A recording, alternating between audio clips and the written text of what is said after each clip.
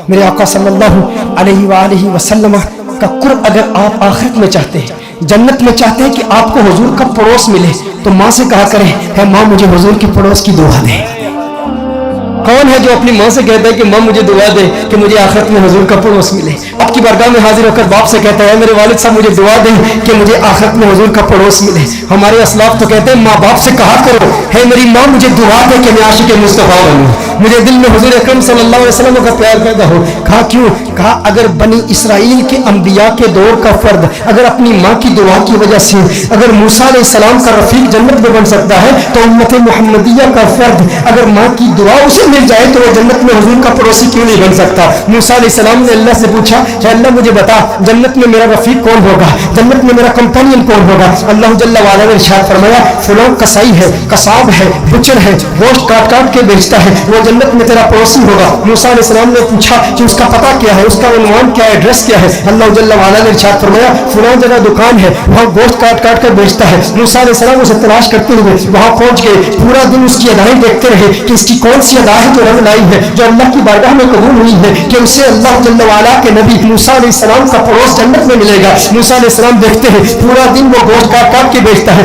شام کے وقت دکان بند کرتا ہے، اپنی دکان سے نکلتا ہے، گھر کی طرف جا رہا ہے۔ موسیٰ علیہ السلام اس کا تعاقب کرتے ہیں، وہ دیکھتا ہے کہ اللہ کا یہ بندہ اس کے گھر کے سامنے کھڑا ہے۔ کہا آنا چاہتے ہو؟ موسیٰ علیہ السلام نے فرمایا تو اجازت دیتا ہے؟ کہا اجازت ہے۔ اندر چلے جاتے ہیں، جب اس کے گھر میں جاتے ہیں دیکھتے ہیں کہ وہ خود کھانا نہیں کھاتا، کھانا پکاتا ہے، کھانا تیار کرتا ہے، اور ایک کمرے کے کونے میں ایک نحیف سی بوڑھی عورت لیٹی ہوئی ہے، وہ کھانا اسے کھلاتا ہے، بڑے پیار سے، بڑے لاڈ سے، بڑی محبت سے اسے بٹھاتا ہے، اس کے منہ میں نوالے ڈالتا ہے، اسے پانی پلاتا ہے۔ پانی پلانے کے بعد اس کے منہ سے چند جملے نکلتے ہیں۔ موسیٰ علیہ السلام دیکھ رہے ہیں کہ یہ بڑھیا کیا کہہ رہی ہے۔ جب اسے لٹاتا ہے موسیٰ علیہ السلام پوچھتے ہیں یہ کون ہے؟ اس نے کہا یہ میری ماں ہے، اس کی خدمت کرتا ہوں، اسے کھانا کھلاتا ہوں اور اس کے تصور میں پورا دن گزار دیتا ہوں۔ میں دکان پر گوشت کاٹ کے بیچ رہا ہوتا ہوں لیکن میرا خیال میری ماں کی طرف ہوتا ہے۔ موسیٰ علیہ السلام فرماتے ہیں یہ تو میں دیکھ رہا ہوں، لیکن جب تو نے اسے پانی پلایا تو اس کی زبان سے چند کلمات صادر ہوئے، میں سمجھ نہیں پایا یہ کیا کہہ رہی تھی، یہ کیا کہتی ہے۔ کہا اللہ کے بندے مائیں تو مائیں ہی ہوتی ہے نا، یہ ماں کا پیار ہے، یہ اپنی اولاد کی حیثیت کیا جانے، لیکن ان کی ممتا جب جاگتی ہے نا تو یہ دل سے دعائیں دیتی ہے۔ کہا کہتی کیا ہے؟ کہا جب بھی میں اس کی خدمت کرتا ہوں نا تو یہ کہتی ہے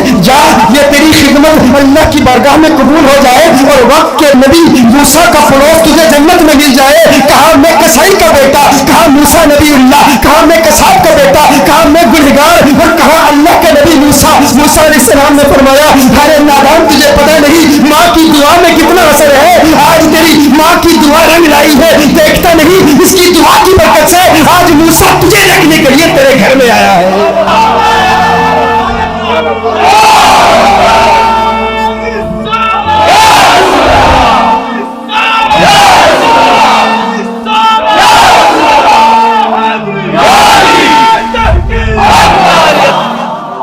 میرے دوستو یہ ہے اس ماں کا مقام۔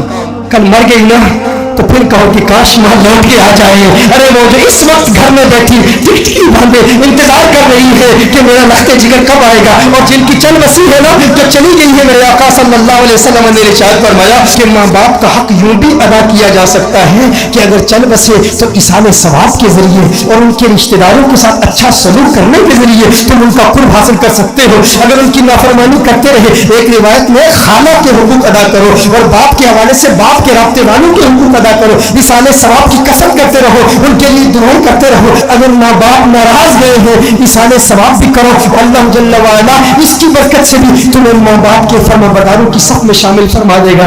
اللہ جل وعلا ہمیں والدین کا سچا ادب عطا فرمائے، ہمیں اپنے والدین کے حقوق ادا کرنے اور والدین کو اپنی اولاد کے حقوق ادا کرنے کی توفیق عطا فرمائے۔